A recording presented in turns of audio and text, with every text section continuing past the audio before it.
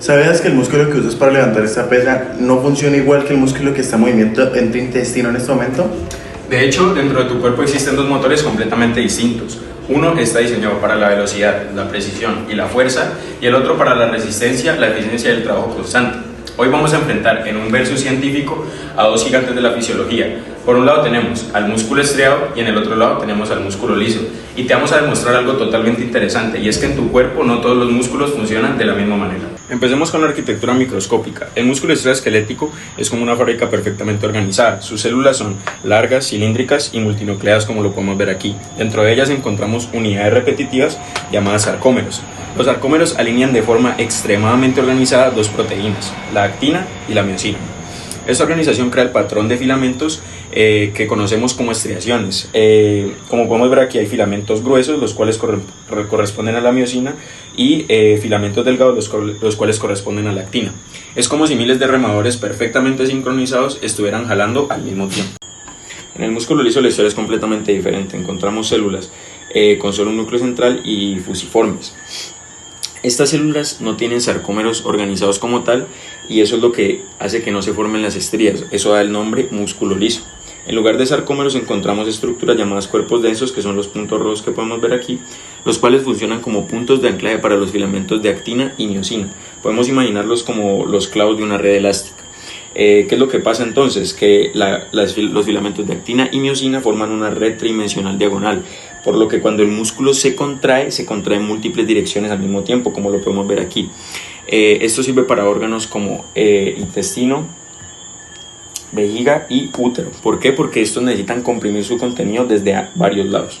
Ahora vamos a hablar de la inervación. En el músculo estriado la comunicación nerviosa es extremadamente precisa, ya que existe una estructura especializada llamada placa neuromuscular.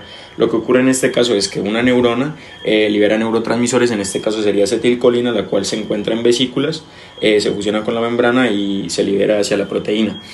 Esto genera una señal muy rápida y directa, es como presionar un interruptor. En cambio, por el otro lado, en el músculo liso, las neuronas del sistema nervioso autónomo liberan neurotransmisores también, pero desde estructuras llamadas varicosidades.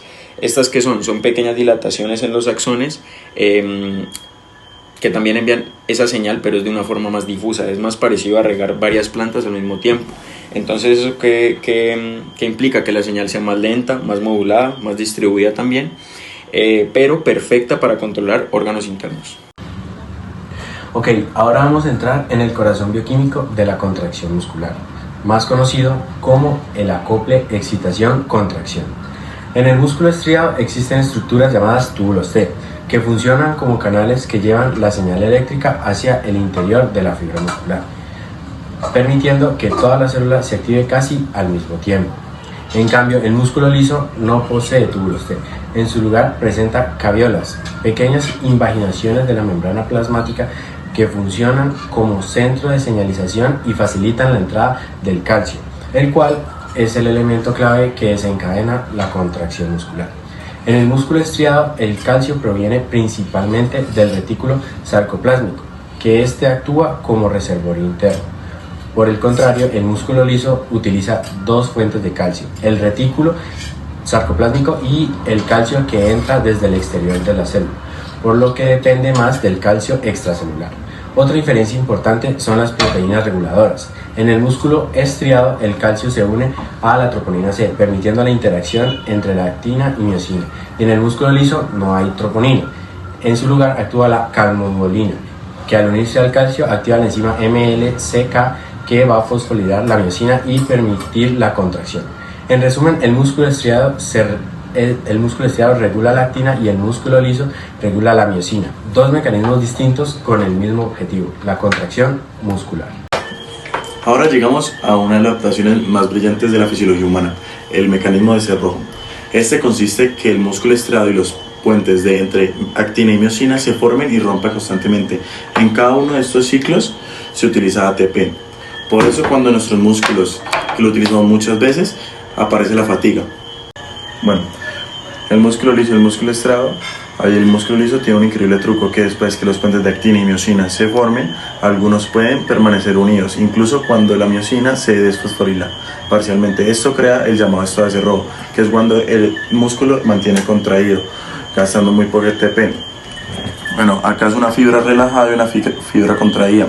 Entonces, como mantiene contraída, va a gastar mucho menos ATP por los puentes de actina y miosina que mantienen unidos. Bueno, imaginen que mi compañero tenga que intentar sostener esta pesa durante 3 horas. Va a ser imposible. Sin embargo, nuestras arterias hacen algo similar sin fatigarse. En el corazón pasa algo similar, sino que en el músculo cardíaco también resiste la fatiga, pero usa otras estrategias, como lo que es muchas mitocondrias, el metabolismo aeróbico y el suministro continuo de oxígeno. El músculo liso, en cambio, ahorra energía gracias a los puentes cruzados lentos, el estado de cerrojo y el mecanismo de efectividad energética. Podemos concluir que por un lado el músculo estriado está diseñado para un movimiento rápido y preciso, y por el otro el músculo liso está diseñado para un trabajo constante y eficiente.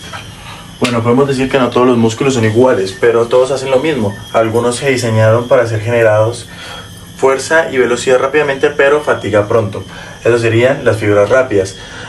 Por otro lado, otros trabajan más lento, produciendo menos fuerza, pero resisten mucho más tiempo sin agotar. Esas serían las fibras lentas. Son dos estrategias distintas con el mismo objetivo: adaptarnos a las demandas del cuerpo, manteniéndonos vivos.